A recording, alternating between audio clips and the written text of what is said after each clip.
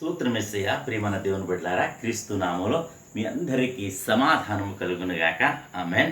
ప్రతి దినము దేవుని వాగ్దానం అని ఆత్మీయ చక్కటి కార్యక్రమం మిమ్మల్ని ప్రేమపూర్వకంగా ఆహ్వానిస్తున్నాను. దేవుని బిడ్డలారా, ఎలా ఉన్నారు? బాగున్నారా? ఉదయాన్నే లేచారా? ప్రార్థన చేసుకున్నారా? వాక్యాన్ని చదువుకున్నారా? దేవుడు మిమ్మల్ని బలపరిచి మీతో మాట్లాడారా అని మిమ్మల్ని అడుగుతున్నా. ప్రతి ఒక్కరూ ఎప్పుడైతే దేవునికి దగ్గరగా జీవిస్తామో మరి దేవుడు వారికి దగ్గరగా జీవిస్తాడు. ఎవరైతే దేవుణ్ణి ఘనపరుస్తారో నేను వాడిని ఘనపరుస్తానని వాగ్దానం ఉంది కనుక మరి దేవుని దగ్గరకు నువ్వు ఎప్పుడైతే జీవిస్తావో, దేవునికి దగ్గరగా ఉండడానికి ప్రయత్నం చేస్తావో, ఆయన్ని వెంటే ఉండి నిన్ను నడిపిస్తాడు అని తెలియచేస్తూ మరి ఇల్లెంటి కాల దినాల్లో ఈ దినం 4వ దినానికి మనం వచ్చి ఉన్నాం కనుక ప్రతి ఒక్కరును దేవునికి ఇష్టంగా మీరు జీవించండి. ఈ 40 రోజులు మరి ఈ దినానికి ఈ దినం అయితే మరి 3 దినాలు గడిచిపోయి 4వ దినంలో గడిపెట్టి ఉన్నాం. మరి మిగతా దినాలు కూడా మరి దేవుని సన్నిధికి రావాలని తెలియచేస్తూ ప్రతి దినము దేవుని వాగ్దానం అని ఆత్మీయ చక్కటి కార్యక్రమం వాగ్దానాన్ని చదువుతున్నాను. హబక్కూకు గ్రంథము 2వ అధ్యాయము 4వ వచనం. వారు యథార్థవంతులు కాక తమలో తాము అతిశయపడుదురు, అయితే నీతిమంతుడి విశ్వాసం మూలముగా బ్రతుకును. దేవునికి స్తోత్రం. హల్లెలూయా. మరి ఇక్కడ చక్కటి వాగ్దానం ద్వారా ప్రభు మాట్లాడదాం. వారు యథార్థం అంటే అనేక మంది యథార్థవంతులు కాక ఇక్కడ ఏమంటాడంటే తమలో తాము అతిశయపడతారట. మనిషికి అతిశయం ఉండకూడదు.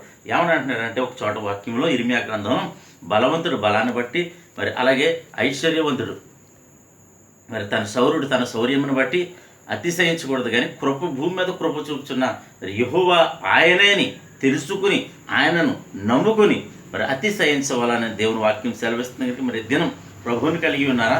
ప్రభు మరి భూమి మీద కృప చూపుచున్న యేసయ్యను కనుగొన్నారా? యేసయ్య చెంతకు మీరు చేరారా? యేసయ్యను వెంబడిస్తూ మరి జీవిస్తున్నారా? మరి అయితే వారైతే అతిశయపడతారు, కానీ నీవైతే ఏం చేయాలో తెలుసా?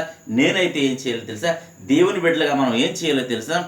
నీతిమంతులుగా జీవిస్తూ విశ్వాసం మూలముగా మనం బ్రతకాలట. దేవునికి స్తోత్రం. ఈ భూమి మీద ఉన్న బ్రతుకు మరి దేవునికి మరి ఇష్టంగా ఉండాలంటే విశ్వాసం కలిగి ఉండాలి. విశ్వాసం ఎవరి ఏందంటే క్రీస్తు యందే మన విశ్వాసం కలిగి నిరీక్షణ కలిగి ఉంటే ఆయన మనల్ని విడిపిస్తారు, మనల్ని బలపరుస్తారు.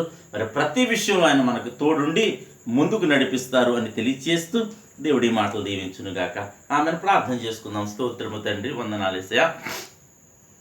ప్రతి దినము దేవుని వాగ్దానం అని ఆత్మీయ చక్కటి కార్యక్రమంలో తండ్రి మీరు ఇస్తున్న వాగ్దానమును బట్టి మీకు స్తోత్రాలు.